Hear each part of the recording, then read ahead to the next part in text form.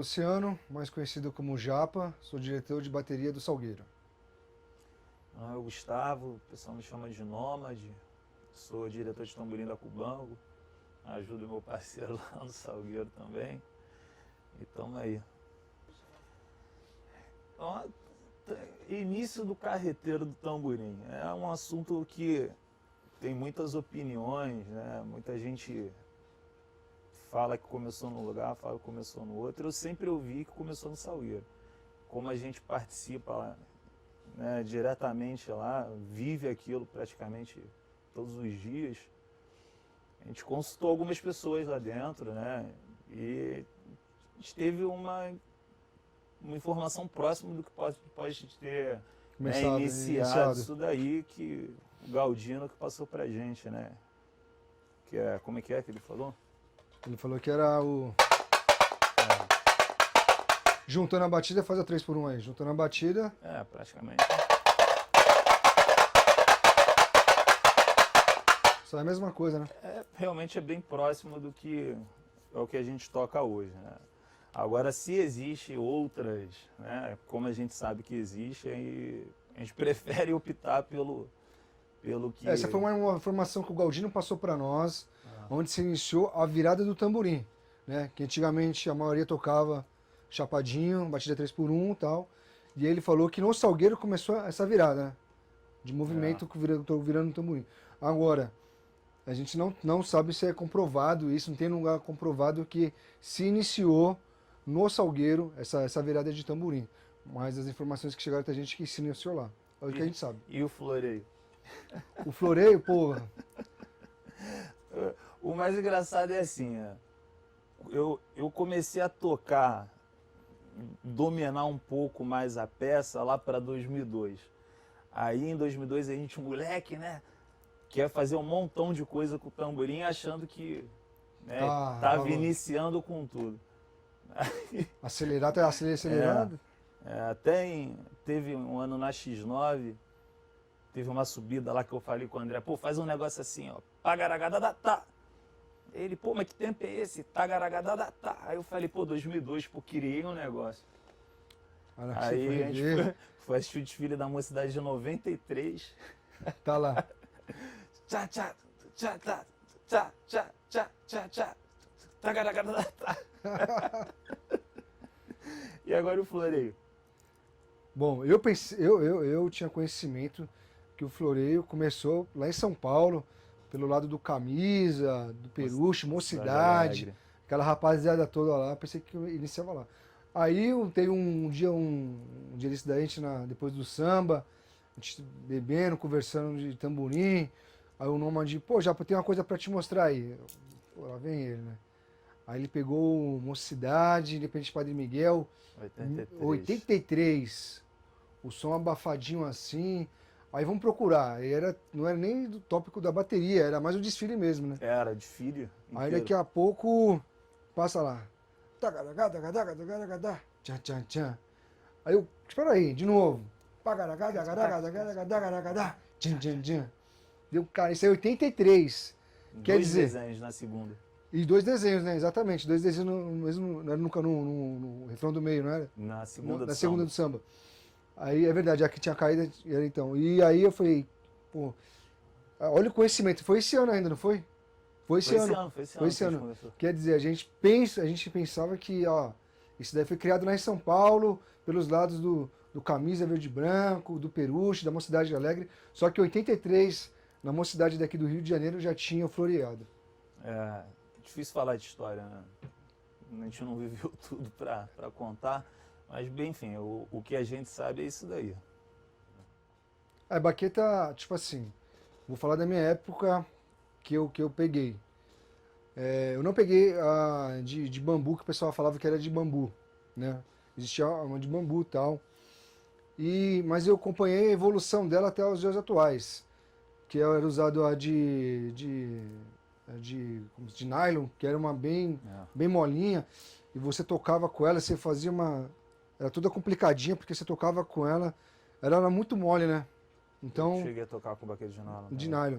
Aí, de repente, surgiu uma de PVC, que era um pouquinho mais grossa, mas ela quebrava muito. A de PVC. Aí apareceu lá em São Paulo o pessoal conhece mais como Del Rim, né? E quem começou a fazer essas baquetas lá em São Paulo foi o pessoal mais da antiga mesmo, que Cada um fazia fazia. a sua. Baqueta antigamente cada um fazia a sua. Não tinha aquela coisa de, vamos comprar baqueta, vamos comprar com o Miguel da Baqueta. Ia na Florêncio de Abreu, comprava. Ia num lugar lá numa rua em São Paulo, lá no centro de São Paulo, comprava um metro lá, pegava o vidro e raspava, cortava toda a mão lá, fazia baqueta. Eu também, eu tinha a loucura que eu queria sempre, eu queria uma baqueta diferente. Aí raspava, fazia uma, duas, três tal, e nunca, acho que, sabe, daí a gente pegou aquele costume de saber como a baqueta tá legal ou não tá, entendeu? Mas é uma coisa muito da pessoa mesmo. Tem gente que não sabe como que faz baqueta, mas antigamente cada um fazia a sua. É uma parada muito particular de cada um também, né? Atrapalha, né, quando a gente pensa numa questão mais macro, assim, De conjunto, do conjunto da ala, né? Mas baqueta é um negócio muito pessoal. Eu toquei anos com a baqueta do Amaro, aquela de vassourinha, na Mocidade Alegre. O alemão até não gostava, ficava zoando por causa disso. Mas, pô, o meu som ali tava de boa, ele não reclamava, né? Ele preferia que eu tocasse com baqueta de 3. Hoje eu entendo o porquê, né? Em função de uniformidade de som. E entrando um pouco mais nesse assunto, acho que interfere bastante, né? Para ter uma uniformidade no conjunto, quanto mais pessoas tocando da mesma forma, quanto mais a afinação tiver próximo um do outro, quanto mais a baqueta de cada um for igual, né? Acho que a gente chega numa uniformidade. Atrapalha não somente em termos de batida, de uniformidade de batida, de afinação, mas também atrapalha até em relação à resistência. Porque você, muitas vezes, hoje em dia, as pessoas estão tocando com baqueta de 1. Né, aconteceu isso com você nesse tempo aí, né? Toca com baqueta de 1 e aí volta para tocar baqueta de 3. Não é a mesma coisa, né? Você está tocando com a baqueta de 1, é um peso, é uma resistência, é um movimento que você está fazendo. Você pega uma baqueta de 3 mais pesada, você vai ter que se esforçar mais. Exatamente. E aí não é a mesma coisa.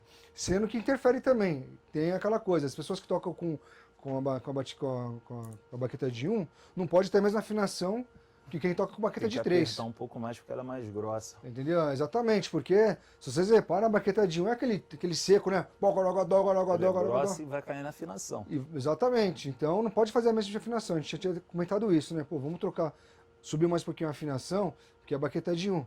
Mas a gente tá no Salgueiro, a gente chegou no Bom Senso, tem 2, 3 pessoas que tocam com baqueta de 1, mas a gente pega no pé das pessoas que volte a tocar com a baqueta de 3 e toque com a baqueta de 3, né? Porque o que a gente mais cobra lá é o quê? É a uniformidade, sendo de batida e o conjunto sendo de afinação de tudo isso. E a gente precisa dessa uniformidade. Então, a gente até pede para eles, toque com a baqueta de 3, porque a baqueta de 1, às vezes, é legal tocar com a baqueta de 1, o som é bom, é alto, mas às vezes não ajuda tanto no conjunto, não estou falando individual. O que a gente mais cobra lá é o quê? É o conjunto. Então, às vezes você toca com a baqueta de 1, você está tocando para você. Você está esquecendo que existe uma ala e existe um trabalho todo de afinação, de conjunto ali. Então é legal para cada um. E aí é de cada um também, né? Claro que esse não é o único modelo a ser seguido, até porque na Cubango mesmo a gente não usou isso e teve um conjunto bacana. Sim. Também. Mas é aquele negócio, né? Existe um caminho, né? Então quanto mais próximo todo mundo for um do outro, mais melhor o conjunto vai ficar. O resultado final é um só. Quanto mais diferente um for do outro, mais diferente vai acabar ficando o conjunto final também. Mas que baqueta de 1, baqueta de 7, baqueta de 3, tudo misturado dentro de uma ala. Dentro de uma ala pode ser um problema com execução de desenho, com afinação, isso daí pode. Principalmente de desenho também, né? Principalmente de desenho. Sai uma coisa, um desenho mais limpo, com uma baqueta de 3, uma baqueta de 7. Né? Tem diferença assim, entendeu? Quanto mais diferença tiver, mais cuidado tem que tomar, né? Sim, exatamente. Para ficar o conjunto... Aí vai os detalhes, né? Bem sincadinho. Existe vários mitos, né, com relação a toque de tamborim, né? É o popular 2x1, o popular 3x1, e musicalmente falando isso daí é tudo balela, né? Porque não existe 2x1, não existe 3x1, não existe 1x1, isso tudo balela, né? Carreteiro é música, e música são 4 batidas, acentua a primeira e a quarta, né? Então isso daí é carreteiro de... Carreteiro é carreteiro. Agora, como faz para executar esse carreteiro? Aí que é o grande problema, né? E as pessoas às vezes confundem isso, porque mais ou menos o quê? Ah, eles não gostam da batida 2x1. Ah, eles preferem mais a batida 3x1. Isso aí, como o Nomad falou, isso daí as pessoas têm que saber separar certas situações de você não gostar e você achar que é certo e errado. Por exemplo, em nenhum tem momento... aquele negócio, às vezes o cara não gosta porque ele ouviu alguém tocar esse popular 2x1 de forma errada. Aí ele passa a não gostar daquilo porque teve um mau exemplo. Exatamente, quando tá falando aqui, por exemplo, vamos lá. O cara toca 2x1, só que ele toca errado, toca sujo. Eu não gosto daquele 2x1 dele. Do 2x1 daquela pessoa. Aí você pega, tipo, o pessoal da mocidade, daqui, pô, pega até a própria Thalita que toca muito. Vou dar o exemplo da Thalita, por exemplo. E até o seu exemplo também. Quem que você falou que toca muito bem lá da Cubango, o garoto lá? Rodolfo. O Rodolfo, por exemplo. Quer dizer que toca 2x1. O Rodolfo era um exemplo que, se ele tivesse um Salgueiro tocando, daria certo. Porque encaixa perfeitamente e é limpo o 2x1 dele. Agora que a gente fala, a questão não é a batida em si. Não é só o Rodolfo, né? Tem outros a Bia, exemplos. A Lírio, tem o André, tem o Rabicó, tem uma galera então, boa. Então a questão exatamente não é a batida em si, enquanto ela está limpa, enquanto ela está sendo executada perfeitamente. É essa a questão. Se você falar assim, ó, mano, tem 30 pessoas que tem a batida 2x1, limpa, ótimo, excelente, a gente vai gostar. Agora, a pessoa chega lá, pô, o cara não gosta muito 2x1. Não, a gente não gosta do jeito que você executa o 2x1. É diferente. E as pessoas têm que saber diferenciar isso. E assim, aquele negócio, quando eu falo que o popular 2x1, o popular 3x1, e que isso tudo é uma balela, é porque, na verdade, cara, são 4 batidas, né? E o 2x1 tem 4 batidas também, né? O 2x1 é tacaragadá também, então, e o 3x1 também. Então, para de repente acabar com... Eu sei que existem muitos vídeos por aí explicando a questão do 2x1, mas, né, firmando, até porque eu gosto do toque 2x1, eu só não faço ele porque eu toco muito mal o 2x1, meu 2x1 é ruim e baixo, não consigo fazer ele alto, mas eu gosto muito do 2x1, quem me conhece sabe disso. O 2x1 tem essa daqui que inicia, e o problema são justamente essas duas aqui, né, que com um golpe você tira as duas notas, né? 1, 2, 3, né? Então, mostra o tamborim.